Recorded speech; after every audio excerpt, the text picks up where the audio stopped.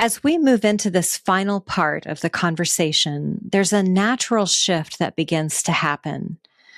We've talked about how shame forms. We've named the role of secrecy and the stories that protect it. And we've begun to see how underneath all of that, our gifts are still present, just waiting to be reclaimed. But awareness alone isn't the end of the process. Knowing something intellectually is very different from living it out.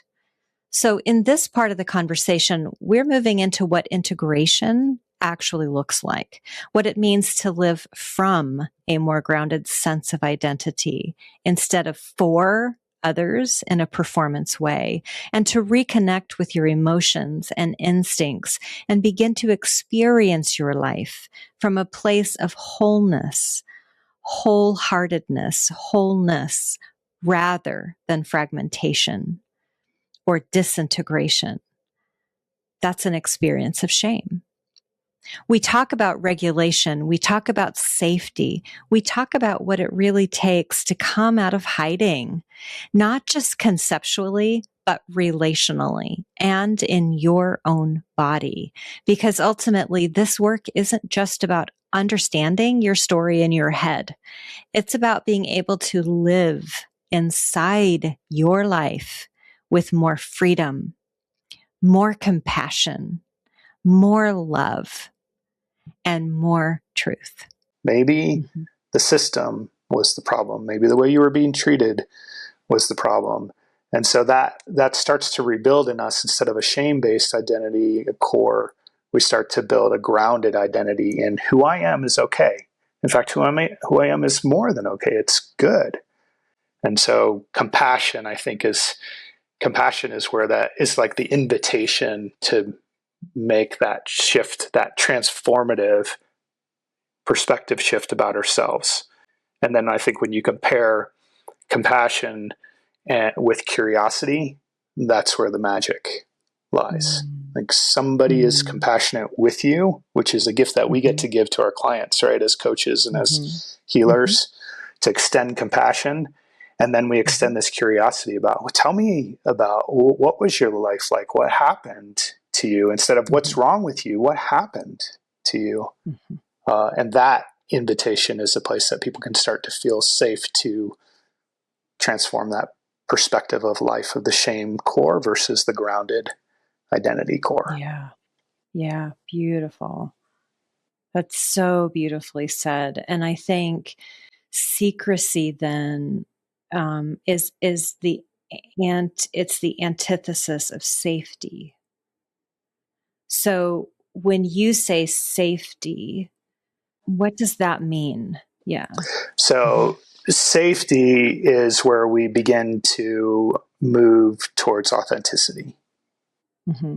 When we feel safe. So I find this kind of fascinating. It's like our attachment need overrides everything when we're young, when we're developing. Okay. But then at some point in our life, we get stable enough and the attachment need is not overriding everything. And then suddenly this authenticity need starts to pop up and it starts to want to come out. Like I think there's something inside of us that just wants to heal. It's moving us towards that. And I think it's this other need for our authenticity. And so when we're safe enough, because we have the people around us, because we have stability and where we're living and income and those kinds of things, that's when we can start to ask the question about authenticity.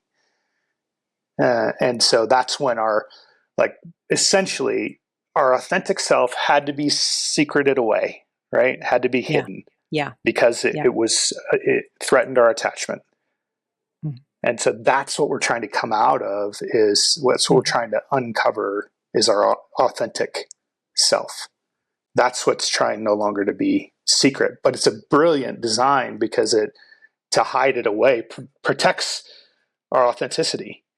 And so what's being damaged and what's being harmed are not the core of who we are anymore because we protected ourselves.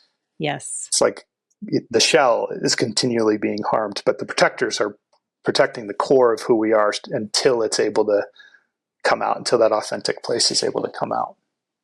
Yes. Oh, I love the way that you put that stream together. Like it feels very linear, what you just described there. And of course, the experience of it is circular, as we know healing is, but it is important to understand, as you stated, that linear process. Like there is this design. Mm-hmm.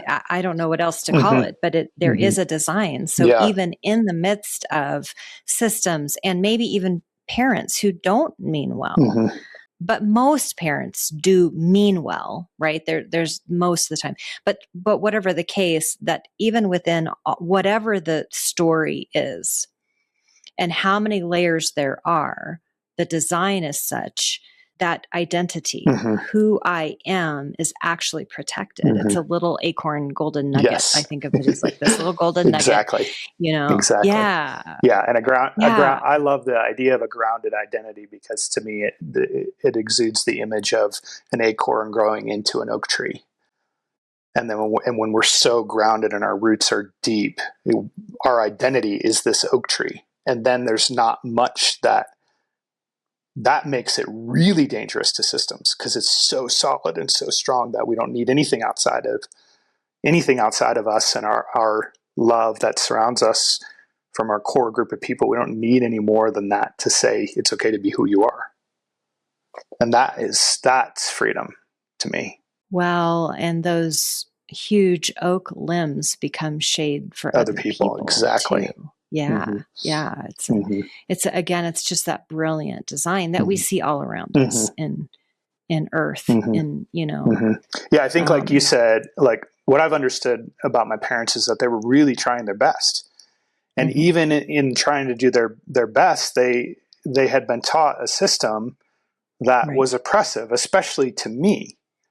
And so when being forced to live in that is traumatic for my system. That doesn't mean my parents are abusive.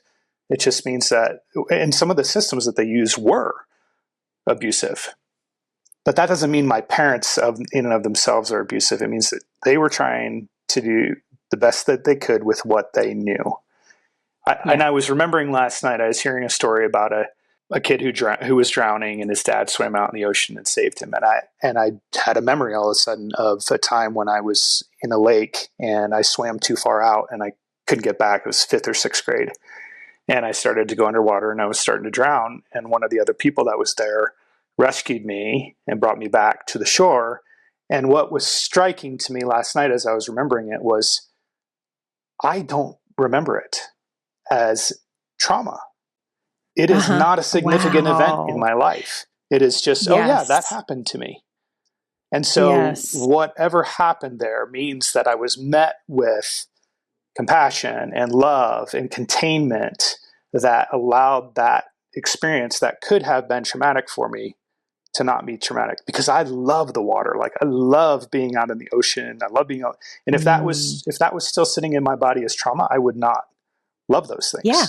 Yeah. And I really appreciate the nuance that you're bringing here too, because again, the nuance of shame, or the experience of shame, is so nuanced. It like we do talk about it so often in the context of these big T experiences. Mm-hmm. Mm-hmm. Where it's obvious, there's a broken bone, there's, or there's intentional harm in some way, gaslighting, narcissism, all of these big words that are constantly thrown around, which obviously those are abusive and those do produce shame, but they also come from a shame-based identity. Yes. And so this nuance is, it's not necessarily personal shame-based identity that's coming. We're talking about this cultural shame-based identity almost, where even within that, you have these beautiful experiences where like that could have been terrifying if you had felt the experience of near death, or if you had been met with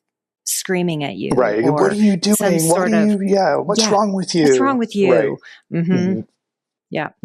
So the way that you were met, I like the way you said that. The way that I was met makes it a not traumatic memory. So trauma does not have to traumatize. And that is a very core truth. Life brings us trauma all the time, and so what we are talking about is attachment, especially for children, is what is the attachment like? Yeah, so my parents did really good in this area, but then the system that they had, their narrative was built on, created a shame-based core for me. Yeah. Even in the midst of trying so hard to love me the best that they could. That's what happened. And there's so much that we could say there. So I'm going to keep going Let's keep going. I want to go deeper, but maybe we'll come back sometime and do some more on that, on intentional versus unintentional and all that stuff. It's a whole conversation, but I want to stick with this movement of healing, so when someone begins reclaiming these parts of themselves that have been exiled, that were once really shamed, what do you often see emerge or begin emerging? So the compassion has come, the safety has come, the curiosity has come. What starts emerging? Well, the thing that came to mind is that immediately was that our gift starts to emerge. I don't know if that's what you were thinking or not, but that's what the first thing that came to my mind. And so I think our protections and our survival mechanisms are often, they operate parallel to our gift, or the certain types of mechanisms that we create to protect ourselves are because we are gifted in a certain way. So for example, people pleaser was a big one for me. So I developed this people pleaser. That people pleaser was really good at seeing and feeling and knowing what people wanted and what people needed, and then giving that to them to make them feel good, which made me feel good. It was a regulation system for me. It helped me feel okay. Because if they were okay, then I could be okay. But if they were not okay, then I can't be okay. So that people pleaser was really built on what was already innate to me, which is I have an ability to attune. I feel deeply. I'm sensitive to people and what's happening with them. And so I can use that. And so what began to emerge for me was that gift gets untwisted from the people-pleasing place, and then I get to have it and be with the gift of who I am in my authentic way of doing it, which really benefits me in my work as a trauma and transformation coach, because I have an ability to attune deeply to people. And in fact, the irony of it is that my harm even honed that gift further. Like, to learn to be a really good people pleaser, I had to learn to attune even more. Yes. And so as it gets set free from a survival protective, from a shame-based place into a place of freedom, then I get the fullness of that gift of my attunement and my intuition and my sensing and my feeling of people. And then I can connect with people deeply. I can see and hear people deeply. That creates a depth of relationship. It just goes on and on and on. Yeah.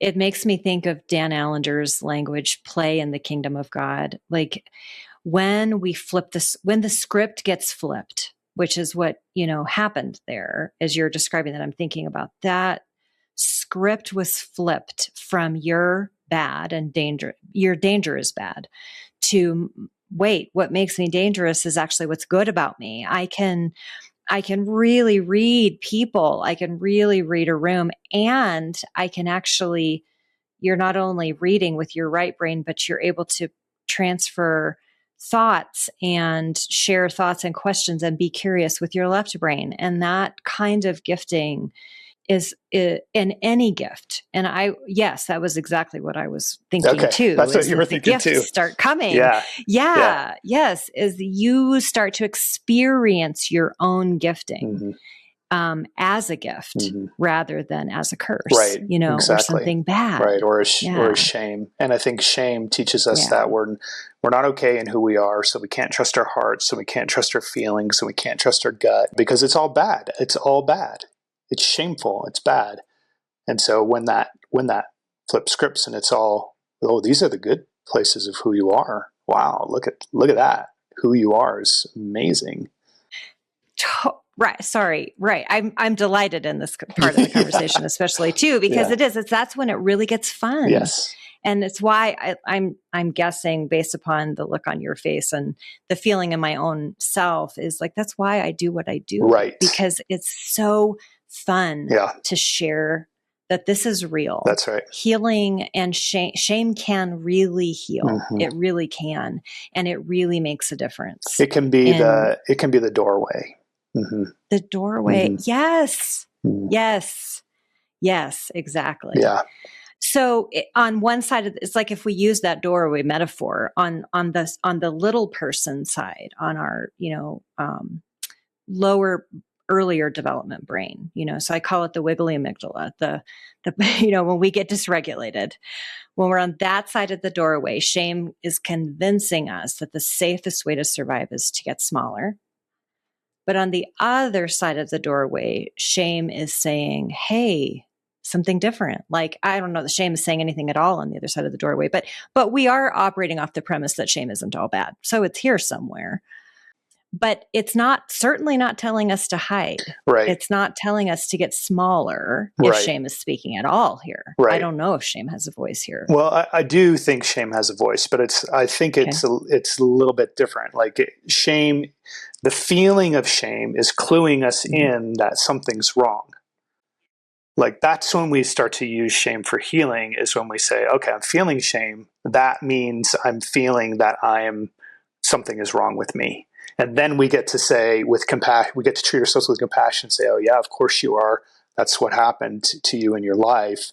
Okay, let's say what happened. Now we're curious about it. And then that shame can lead us to the wound that can then has the opportunity to be healed. So whenever we feel shame, when we're moving in a healing mode, it becomes an opportunity for us to see a deeper part of ourselves. The shame itself isn't healing us. The shame itself isn't a great emotion. Right. It doesn't feel good.